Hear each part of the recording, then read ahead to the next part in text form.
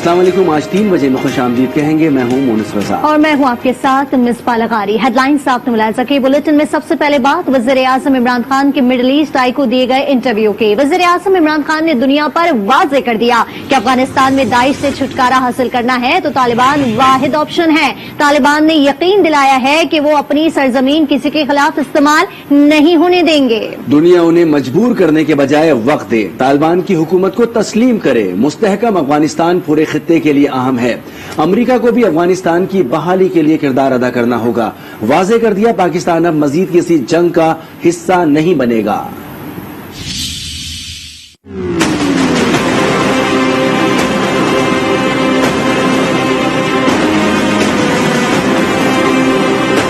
वज़ीर दाखिला शेख रशीद कहते हैं पाकिस्तान के लिए आइंदा 4 से 5 माह बहुत अहम है। अपोजिशन जो कर रही है ऐसा ना हो कि इनके गले पड़ जाए। डॉलर जखीरा करने वाले 88 अफराद के खिलाफ एक्शन लिया, 47 के खिलाफ मुकदमा दर्ज किया, 5 बड़ी एक्सचेंज कंपनीज के ऑडिट का फैसला किया। मजीद कहा है कि तकर्रुर और तबादले मामूल के मुताबिक होते हैं, सब मामला ठीक हैं।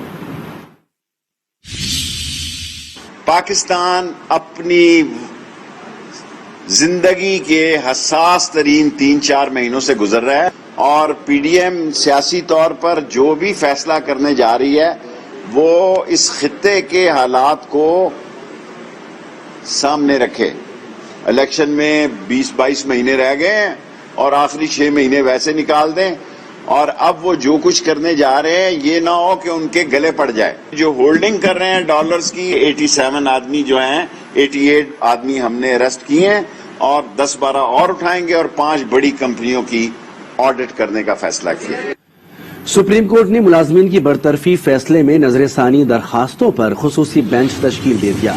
जस्टिस उमर अता बंदियाल की सरबराही में 3 रुकनी बेंच समाअत करेगा। समाअत कब हो गई और अपीलें किस किस की हैं, ये जानते हैं आई न्यूज के नुमाइंदे अदील सरफराज से। जी अदील सरफराज, अपडेट कीजिए। जी बिल्कुल, सुप्रीम कोर्ट में जस्टिस मुशीर आलम जो कि हाल ही में रिटायर हुए हैं, उनकी जानिब से एक फैसला तहरीर किया गया था जिसके नतीजे में लगभग 17,000 जो मुलाजमीन थे उनको बरतरफ कर दिया गया था।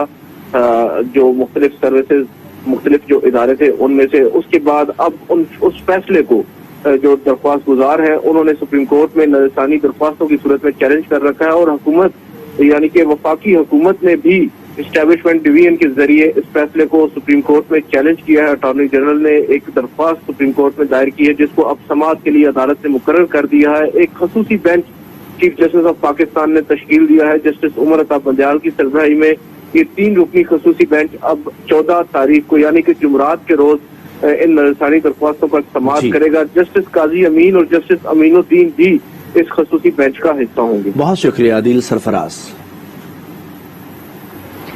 दीगर खबरें भी बुलेटिन का हिस्सा बनाएंगे। आपको बताएं कि कराची सिटी कोर्ट मालखाने से असलहा किराए पर मिलने का इंकशाफ हुआ है। पुलिस के हाथों गिरफ्तार मुल्जिमान ने दौरान तफ्तीश अहम इंकशाफात कर दिए हैं। मुल्जिमान के मुताबिक खलील नामी शख्स असलहा फराहम करता है। खलील को पिस्तौल के लिए 8,000 रुपए देते हैं। पकड़े जाने पर खलील जाली वकील बनकर थाने में जोड़ तोड़ करता था। दोनों मुल्जिमान को शारह नूरजहां पुलिस ने गिरफ्तार किया था।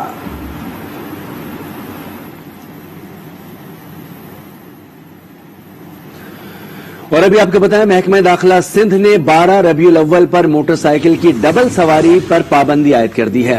पाबंदी रेंजर्स की दरखास्त पर आयद की गई है। महकमा दाखिला सिंध की जानिब से नोटिफिकेशन भी जारी कर दिया गया है।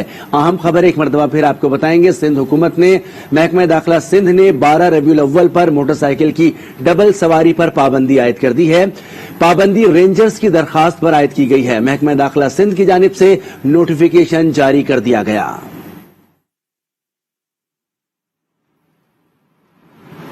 डेरा इस्माइल खान के इलाके मसूद टाउन में मोटरसाइकिल सवारों की फायरिंग। हाजी अहमद, बेटा रहमतुल्लाह और भतीजा अलाउद्दीन जान से चले गए। मकतूलीन को उस वक्त निशाना बनाया गया जब वो नमाज फजर की अदायगी के बाद वापस घर आ रहे थे। कत्ल का मुकदमा थाना डेरा टाउन में दर्ज कर लिया गया। पुलिस ने 4 नामजद मुल्जिमान में से 2 अफराद को गिरफ्तार करने का दावा भी किया है।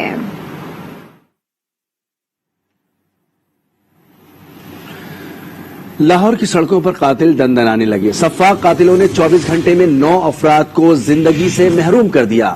واقعات بھاٹی گیٹ، اقبال ٹاؤن اور سندر سمیت دیگر علاقوں میں پیش آئے. پولیس کسی ایک بھی کیس میں ملزم کو گرفتار نہ کر سکی. شہر میں امن و امان کی مخدوش صورتحال پر شہری خوف و ہراس کا شکار ہیں.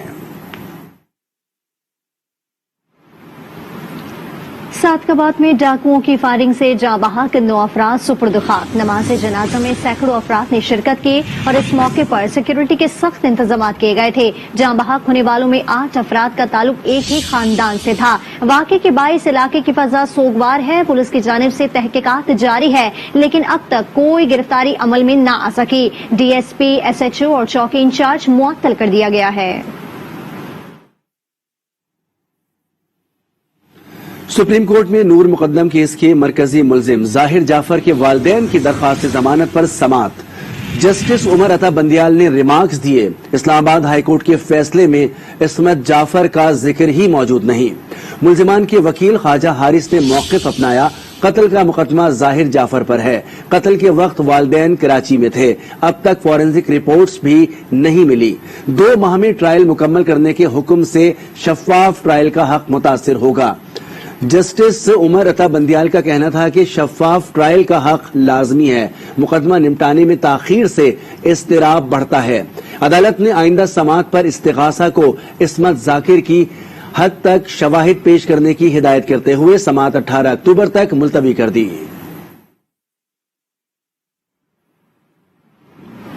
وینا ملک کے بچوں کی حوالگی کا فیصلہ دفتر خارجہ کرے. اسلام آباد ہائی کورٹ نے وینا ملک کے سابق شوہر اسد خٹک کی درخواست نمٹا دی. عدالت میں وینا ملک کے سابقہ شوہر اسد خٹک کی 2 بچوں کو پاکستان منتقلی کے خلاف درخواست پر سماعت ہوئی.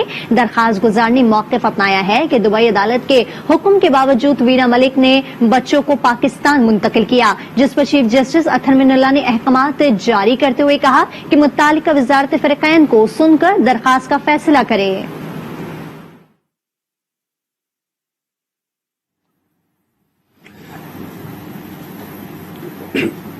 ابھی آپ کو بتائیں ہب میں انسدادی منشیات فورس نے گڈانی کے قریب کارروائی کی ہے. NF حکام کے مطابق کارروائی کے دوران گاڑی کے خفیہ خانوں سے بھاری مقدار میں منشیات بھی برآمد کی گئی ہے, جس میں 521 کلو چرس، 10 کلو افیون شامل ہے.